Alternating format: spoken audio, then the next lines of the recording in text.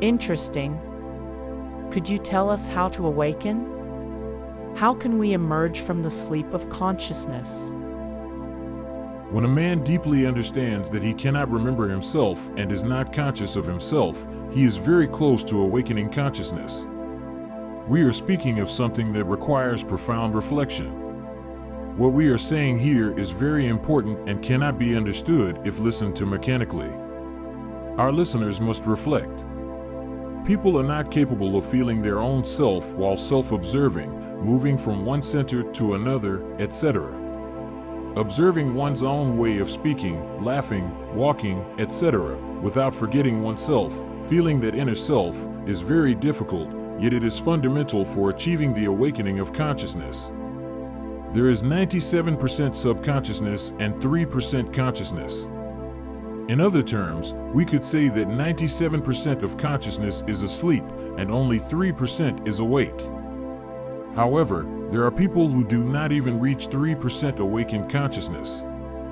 Normally, they reach 2% and some only 1%. But if we were to tell this to those who are asleep, they would not believe it, rather, they would be offended. It is necessary to awaken.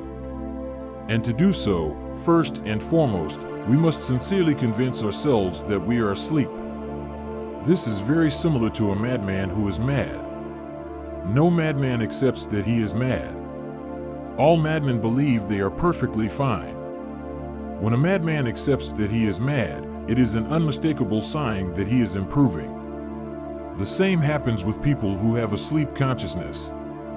They do not accept that they are asleep, but when they do, it is an unmistakable sign that they want to awaken or are beginning to awaken.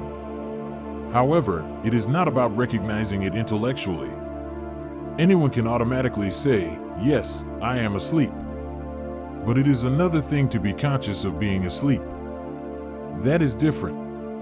There is, therefore, a great difference between intellect and consciousness. But how can we achieve this awakening? Obviously, we already know that the foundation lies in the dissolution of the ego. That is unquestionable. But of course, we must help ourselves with different methods and procedures. I will explain a technique to you. It is necessary to divide attention into 3 parts. First, the subject. Second, the object or objects. Third, the place. We must not forget ourselves, self-vigilance in every second and every moment. This implies a state of alertness in relation to our thoughts, gestures, actions, emotions, habits, words, etc.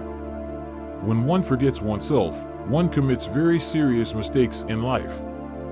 For example, if we forget ourselves in front of a glass of wine, we not only drink the glass, but may drink many more and get drunk.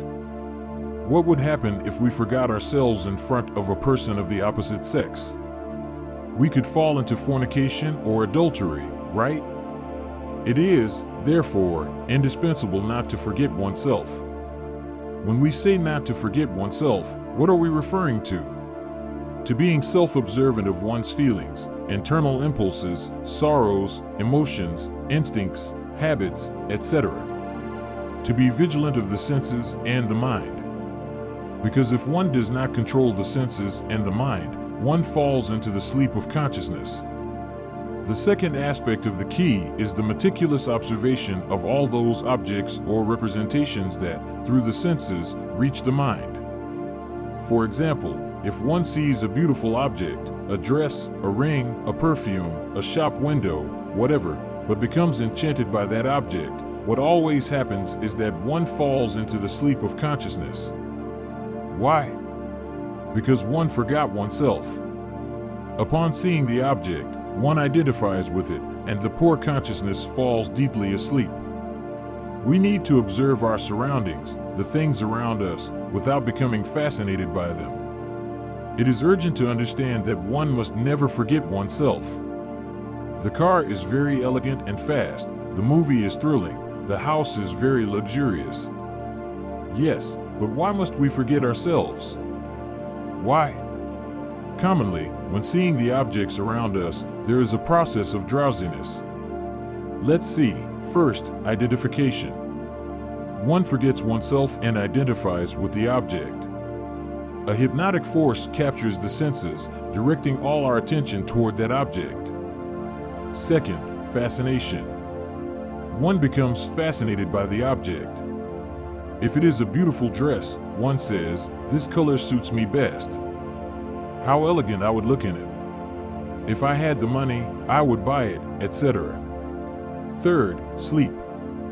This state of strong attraction, seduction, and dazzlement produces in us a drowsiness that undoubtedly leads to the deep sleep of consciousness.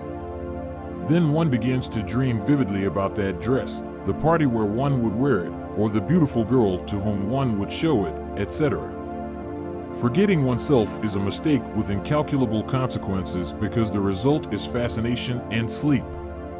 It is impossible for someone to awaken consciousness if they forget themselves or identify with something. Lastly, one must observe every place carefully, even familiar places like the living room or bedroom. Look at them every day as if they were new. Wherever one arrives, the first thing one should ask is, "Why am I here? What do I have to do in this place? Why have I come to this market, this office, this temple, etc.?" This is indispensable. If one wants to awaken consciousness, not only here, but in the higher worlds, it could happen that one finds oneself in the fourth or fifth dimension of nature during the moment of observation. Remember that nature has 7 dimensions.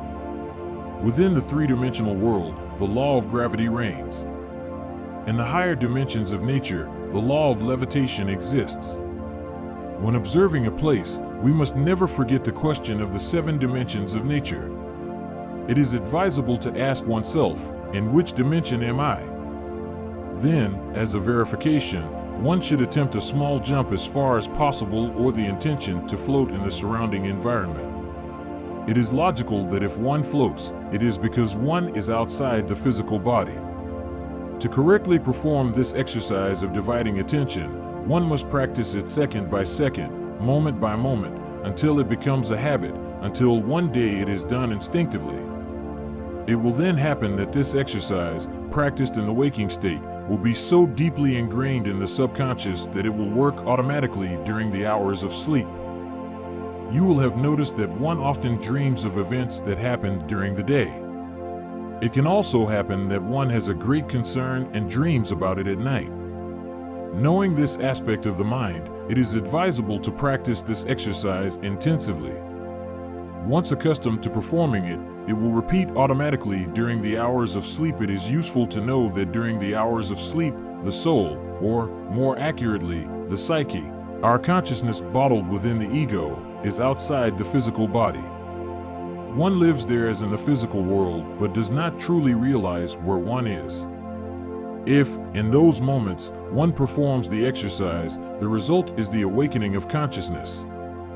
Once one awakens, one can travel to any place on earth, visit the temples of mysteries, invoke the ineffable beings, converse with them face to face, receive direct instructions from the great masters, etc.